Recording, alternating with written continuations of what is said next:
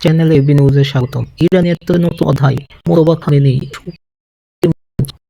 যুক্তরাষ্ট্র ও ইসরায়েলের হামলায় আয়াতুল্লাহ আলী খামেনির মৃত্যুর পর ইরানের সর্বোচ্চ নেতৃত্বে বড় পরিবর্তনের খবর প্রকাশিত হয়েছে।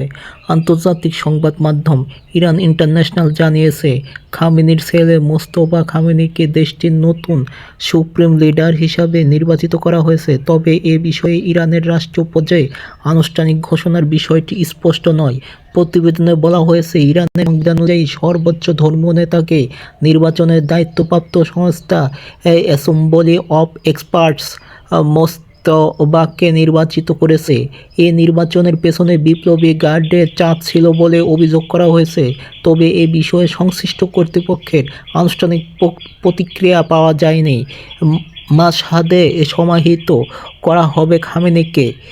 এদিকে বার্তা সংস্থা ফার্স নিউজ জানিয়েছে, নিহত আয়াতুল্লাহ আলী খামেনিকে পবিত্র শহর মাশহাদে দাফন করা হবে। ইরানিদের কাছে মাশহাদ ধর্মীয়ভাবে অত্যন্ত গুরুত্বপূর্ণ, বিশেষ করে ইমাম রেজা আবদুল এর মাজার অবস্থিত হওয়ায় শহরটি বিশেষ মর্যাদাপূর্ণ। ৮৬ বছর বয়সী খামেনির ওপর গত শনিবার সকালে হামলা চালানো হয় বলে প্রতিবেদনে উল্লেখ আছে।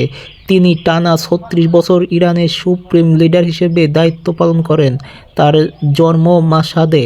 জানা গেছে, মৃত্যুর আগে তিনি ইচ্ছা প্রকাশ করেছিলেন যেন তাকে ইমাম রেজার মাজার প্রাঙ্গণে সমাহিত করা হয়।